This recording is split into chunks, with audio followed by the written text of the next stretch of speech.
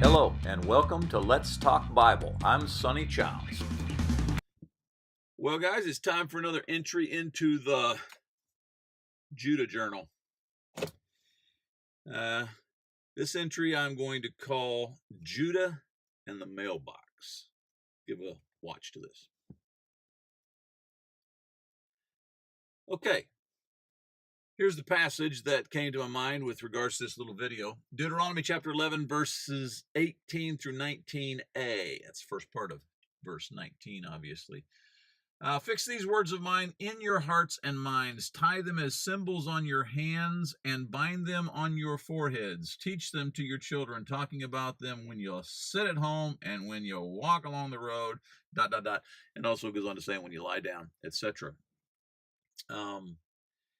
I would like to draw your attention to three areas here. You got hearts and minds, and then hands and foreheads, and sit and walk and lie down.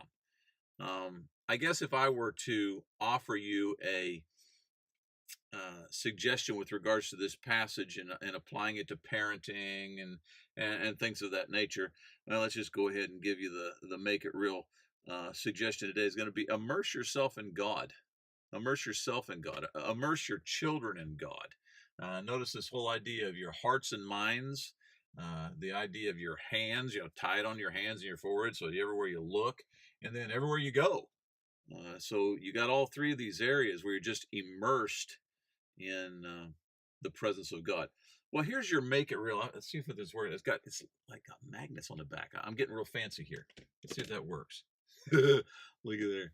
Okay, so here are your make it real suggestions. If you're going to immerse yourself in the values of God, here's three things that I would suggest that you can do for yourself and for your children. Number one, find a private spot that is yours. A private spot, a private time, someplace where you can go. Notice he says that we need to be people who train our children, tie these things to our insides as far as our hearts and minds are concerned. We need to be completely immersed in God as far as our thinking process, etc. And so that's going to require that you have a special spot, a special time, a place where you can get off and you can just focus and you can be intensely tuned into God and who he is. Meditation is a very biblical concept.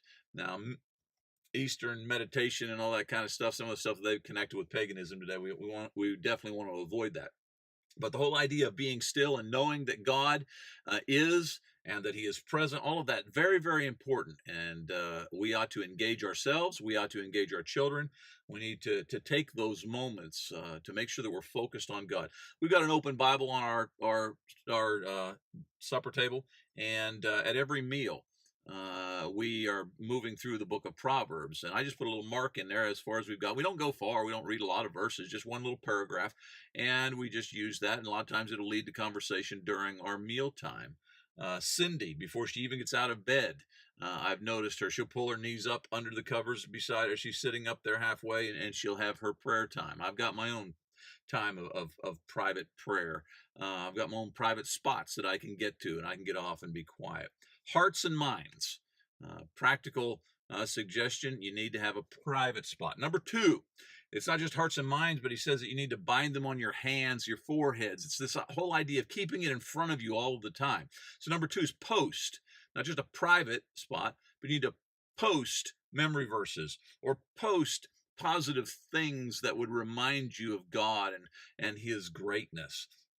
I guess I'm a sticky note addict, because I got them all over my car. I've got them all over the mirrors at our house, etc. Cindy does the same thing. She may come across a verse in her own personal study, and she'll write that thing out so that the whole family can share in it. We've got those things posted everywhere, so it's constantly in front of us.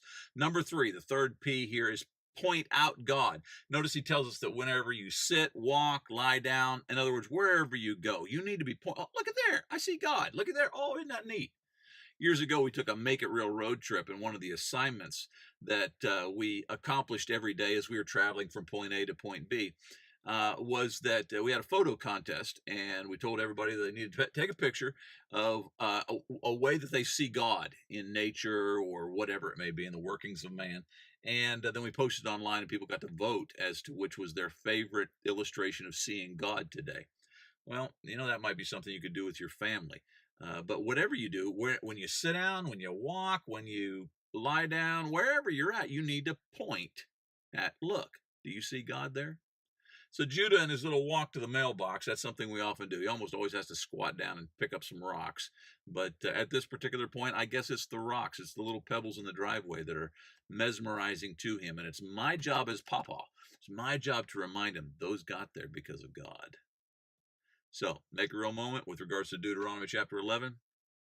Immerse yourself in God. This is Sonny Chalice saying God bless until next time. Be there. Matthew 16:26. We are the Sonny Childs and Family Ministries, serving as missionaries to this great nation. Please pray for us and consider adding us to your missions giving.